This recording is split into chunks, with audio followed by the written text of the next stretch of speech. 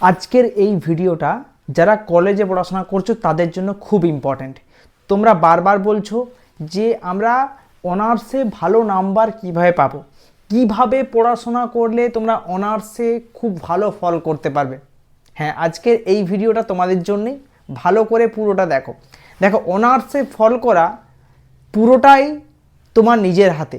অনেকে মনে করো যে হ্যাঁ, আমি কলেজের এই স্যারের কাছে পড়ি, এই স্যারের কাছে পড়লে আমি নাম্বার ভালো পেয়ে যাব। ঠিক আছে, এই ধারণাটা যে কতটা ভুল সেটা তোমরা পরবর্তীকালে বুঝতে পারবে। একটা কথা মনে রাখবে যে তোমাকে ভালো রেজাল্ট করতে গেলে তোমার হাতের কলম সেইভাবেই লিখতে হবে, হাতের কলম সেভাবেই পরীক্ষায় চলতে হবে। আর একটা স্ট্র্যাটেজি থাকে অনার্সে ভালো নাম্বার পাওয়ার জন্য। কিভাবে, সেটাই আজকের ভিডিওতে ডিটেলসে বলবো। দেখো, প্রথমত একটা কথা বলি, অনার্সে নাম্বার পেতে গেলে তোমাকে কিছু প্রথম থেকে, একদম যখন থেকে প্রথম থেকে পড়াশোনা শুরু করছো সেখান থেকে কিছু নিয়ম মেনে পড়াশোনা করতে হয়। আর কারা সব থেকে ভুল করে বলো তো? যারা ভাবে যে এখন তো অসুবিধা নেই, প্রবলেমে পড়লেও হবে, কোনো টেনশন নেই, বিন্দাস আছি, তারাই এই প্রবলেমে পড়ে। যে আচ্ছা, ওই আমার বন্ধুটা তো ওই কলেজের স্যারের কাছে পড়ে, তাহলে তো বেশি নাম্বার পেয়ে যাবে, আমি তো ওখানে পড়ি না। এই ধারণাটাই অনেকটা ভুল। আমার কাছে যারা অনার্স করছে, যারা ভালো করে পড়াশোনা করে, যথেষ্ট ভালো নাম্বার কিন্তু পাচ্ছে। ঠিক আছে, কারণ তারা যারা রেগুলার পড়াশোনা করে, একটা স্ট্র্যাটেজির মধ্যে থাকে, তারা পড়াশোনা করলেই ভালো নাম্বার পায়। ঠিক আছে, এটা মাথায় রাখবে। তাহলে স্ট্র্যাটেজিটা কি আজকের ভিডিওতে বলি। শুরু করি। প্রথমত দেখো, সিলেবাস যখন তুমি হাতে পেয়ে গেলে, অনার্সের সিলেবাস, সেই সিলেবাসকে ভালো করে লক্ষ্য করো, কটা ইউনিট পড়তে হবে। সেকেন্ড কাজ হচ্ছে এই সিলেবাসের রিগার্ডিং কি কি বই তোমায় কিনতে হচ্ছে এবং সেই বইগুলো তুমি আগে কিনে ফেলো। কি কি বই রয়েছে না রয়েছে এই সম্পর্কে তো আমাদের চ্যানেলে তুমি হিউজ ভিডিও পেয়ে যাবে। প্রত্যেকটা বই রিভিউ করে আমি নাম লিখে অলরেডি বলে দিয়েছি বিভিন্ন টপিকের ওপর, তোমরা সেগুলো দেখতে পাবে। প্রথম কাজ। দ্বিতীয় কাজ হচ্ছে প্রিভিয়াস ইয়ার প্রশ্নগুলোকে কালেক্ট করা। এই ধাপগুলো যখন তুমি পেরিয়ে এলে, তারপর শুরু হোক পড়াশোনা। এবার তোমাকে কি করতে হবে? এবার তোমার কাজ হচ্ছে যে সিলেবাস ধরে ধরে প্রত্যেকটা টপিক ভালো করে বোঝার এবং ওই টপিক ওয়াইজ তোমার যে বইটি রয়েছে সেই বই থেকে টপিকটি ভালো করে পড়ে নেওয়ার। কিন্তু তোমরা কি ভুলটা করো? প্রথমেই যে ভুলটা করো সেটা হচ্ছে কোশ্চেন ধরে ধরে পড়তে যাও। এটাই প্রথম ভুল, যেটা করা যাবে না। তাহলে কি করবে? সিলেবাসের টপিক ওয়াইজ তুমি যে বইতে পড়াশোনা করছো সেই বইটা ভালো করে পড়ে নাও। এইভাবে প্রত্যেকটা টপিক তুমি ভালো করে বুঝে নাও। থিওরি মানে কেউ এটা ভেবে নিও না যেখানে বোঝার কিছু নেই, আমার ওই স্যার নোটস দিচ্ছে, আমি বিন্দাস নোটস পড়ে মুখস্থ করে বেরিয়ে যাব। হয়তো তুমি বেরিয়ে যাবে, ভবিষ্যৎ জীবনটা তোমার কি হবে? ভবিষ্যতে যে টপিকটা তুমি মিস করে বুঝলে না, সেই টপিকটা নোট পড়ে কখনোই ভবিষ্যতে মনে রাখা যায় না। কিছু জিনিস বুঝতে হয়, তো এই বোঝার জায়গাগুলো তোমাকে কিন্তু ক্লিয়ার রাখতে হবে। তুমি টপিক ওয়াইজ বুঝে নিলে সেই টপিক থেকে যদি প্রশ্ন ঘুরিয়ে আসে তুমি সেটা ইজিলি করে নিতে পারবে। কিন্তু যদি টপিক নোট ওয়াইজ মুখস্থ করে যাও, একটু প্রশ্ন ঘুরিয়ে দিলে তো মাথা থুবড়ে পড়বে।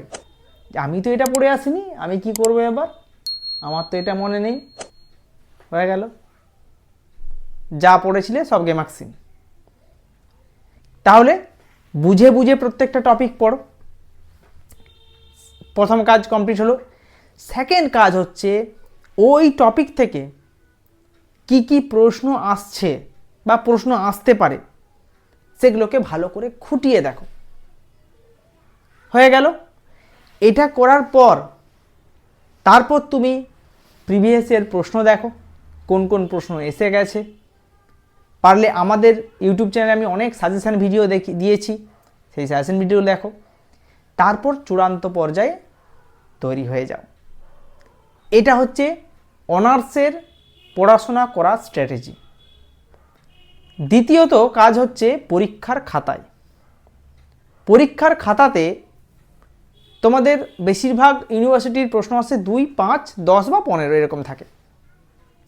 2 নম্বরের প্রশ্নগুলোকে তোমাকে গঠনমূলক সংজ্ঞা লিখতে হবে বা দু একটা বৈশিষ্ট্য উদাহরণ দিয়ে সারতে হবে। কোনো ছবি দেওয়া চলবে না, 5 নাম্বারের বা 4 নাম্বারের প্রশ্নগুলো যদি ডায়াগ্রাম ছবি দিয়ে বোঝাতে পারো খুব ভালো হয়। সবেতে হয়তো হয় না, পার্থক্যের ক্ষেত্রে ঘর টেনে পার্থক্য লিখবে, বিষয় লিখবে, 5 নাম্বারের প্রশ্নে কম করে 7টা 8টা 10টা পর্যন্ত পার্থক্য লেখার চেষ্টা করবে। কোনো বৈশিষ্ট্য লিখতে দিয়েছে সেখানে ছবি দেওয়া, ডায়াগ্রাম দেওয়ার চেষ্টা করবে, এইভাবে 5 নাম্বারগুলো। আর 10 বা 15 নম্বরের প্রশ্নে অবশ্যই ডায়াগ্রাম ছবি থাকতেই হবে, যেখানে ডায়াগ্রাম ছবি আছে। আশা করছি প্রত্যেকটা ছবি দিয়ে ডায়াগ্রাম, প্রত্যেকটা প্রশ্নেই ডায়াগ্রাম ছবি দেওয়া যায়, সেই ডায়াগ্রাম ছবি দিয়ে সেটাকে তৈরি করতে হবে। আর এই জন্য কী করতে হবে, বাড়িতে আগে তোমাকে প্রশ্নগুলো লিখে লিখে প্র্যাকটিস করা। যে জিনিসটাও কিন্তু তোমরা অনেকেই ভুল করো। কি ভুল করো, যে ঠিক আছে এটা তো আমি মুখস্থ করে নিয়েছি, আর লিখবো না, ও একবারে পরীক্ষার হলে গিয়ে দেখা যাবে। পরীক্ষার হলে দেখা যাচ্ছে তুমি মেন জায়গাগুলোতে অনেক মিস্টেক করে দিয়েছো, লিখছো না, দিয়ে নাম্বার কম আসছে, দিয়ে ভাবছো ব্যাস আমি তো আর ভুল করেছি, আমি এখানে পড়িনি ওখানে পড়িনি, এই সমস্ত দোষারোপ করো। ঠিক আছে, তো দেখো অন্যজনের দিকে আঙুল তুলে দেওয়া অনেক সহজ, কিন্তু তোমার নিজের যে ভুলগুলো সেগুলোকে যদি খুঁটিয়ে না দেখো, প্রথম থেকে তৈরি না হও, এইভাবে যদি নোটবন্দি পড়াশোনা করো, জীবনে কোনো দিন কিছু করতে পারবে না।